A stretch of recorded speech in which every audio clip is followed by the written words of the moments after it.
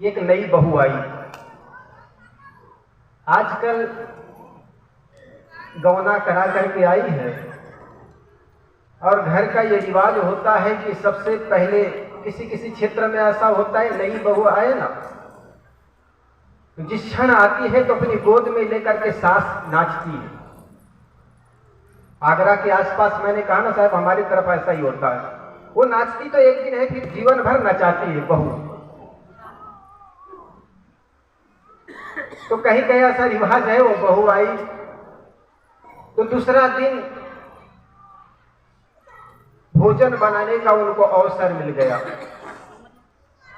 घर में जब भोजन बना करके तैयार कर दी, आज पहली बार भोजन बनाई। चूंकि मैके में रही तो कभी घर में रह करके माँ के सानिध्य भोजन बनाने का उनको अवसर नहीं मिला था।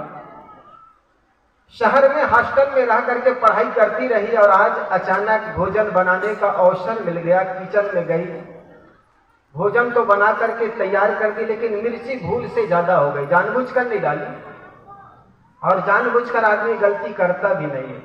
बहुत कम ऐसा लोग है जो ईर्ष्यावश किसी को दुखाने के लिए करता हो। वो बेचारी पढ़ लिख करके आई हुई थी, भोजन बनाने का बहुत अनुभव नहीं था। मिर्ची तेज हो गई, हल्ला ज्यादा हो गई मिर्ची, और अपनी सासू माँ को भोजन कराने के लिए पारस कर दी। सासू माँ जैसे ही भोजन करने के लिए कौर उठाई और मुख में डाली तो पता चला मिर्ची तेज पड़ गई। लेकिन बेचारी वो भी बड़ी समझदार थी, सत्संगी थी, वैसे ही जैसे चाकरा की माएँ होती है। अब मैं कह रहा हूं तो ऐसा नहीं अहंकार से फूल जाओ कि हम बहुत अच्छे हैं।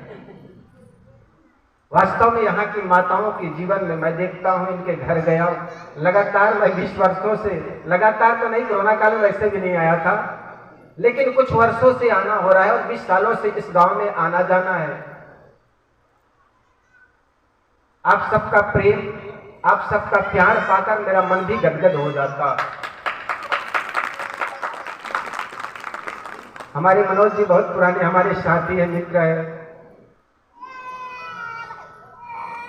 तो माँ आज पहले बार कौर उठाकर मुख में भोजन रखी तो पता चला मिर्ची सब्जी में अधिक पड़ गई है।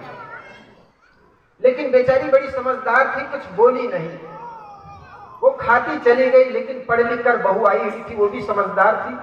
सत्संगी के घर में अगर कोई बहू भी आती है तो बड़ी सोच परख करके लाती है। तो वो भी सत्संग घर के से आई थी, सत्संगी की बेटी थी। उनके घर में भी संत गुरुजन आया जाया करते थे। वो पास में बैठ करके कही, माँ जी भोजन कैसा बना है? बेटी भोजन अच्छा बना है। माँ जी और सब्जी? कहे बेटी सब्जी भी अच्छी बनी है। माँ जी भोजन अच्छा बना है, सब्जी अच्छी बनी है, लेकिन आपके आंखों में आंसू कैसे? क्योंकि और कौर खाई जा रही थी, हासू हासू करते जा रही थी, गंगा जमुना आंखों से आंसू बह रहे थे। वो आंसू को देख करके बहू रानी कहने लगी, माँ जी सब्जी अच्छी बनी है, भोजन अच्छा बना है, लेकिन आपके आंखों में आंसू कैसे? सासू माँ कहने लगी, बेटी ये तो प्रेम की आंसू। आप जैसे लक्ष्मी मेरे घर में बहू बन करके आई हो, ये आंखों के आंसू रुक नहीं पाई, ये प्रेम के आंसू है, बस बहे चले जा रहे हैं।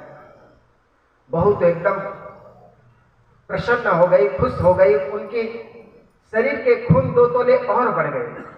मुस्कुराते हुए कहा, माँ जी सब्जी अच्छी बनी है, क्या 1 चम्मच और डाल दूं? सास कही, बस बस बेटी ज्यादा प्रेम बर्दाश्त नहीं होगा, इतना काफी है। जब माँ सासू माँ खा करके उठ गई, अब बहू बेचारी जब खाने लगी तो पता चला मिर्ची बहुत तेज पड़ी हुई। उस दिन से उनको ऐसा लगने लगा मुझे सासू माँ नहीं बल्कि एक माँ मिली है। और पहली बार अपने मायके गई, उनकी माँ पूछी बेटी तुम्हारे घर के लोग कैसे हैं? तो कहने लगी माँ घर के सारे लोग अच्छे हैं, लेकिन मुझे सासू माँ नहीं बल्कि एक जीवन की आस मिली है, एक माँ मिली है जिन्होंने एक मिर्ची तेज पड़ गई थी तो भी मुझे एक शब्द नहीं किए। उस दिन से उन्होंने जीवन भर एक माँ की तरह, एक बेटी की तरह वो बहुत सेवा करती रही। हमारे जीवन में भी ऐसा हो। ये कहानी किस्से की बात नहीं, हमारे जीवन में उतारने की बात है।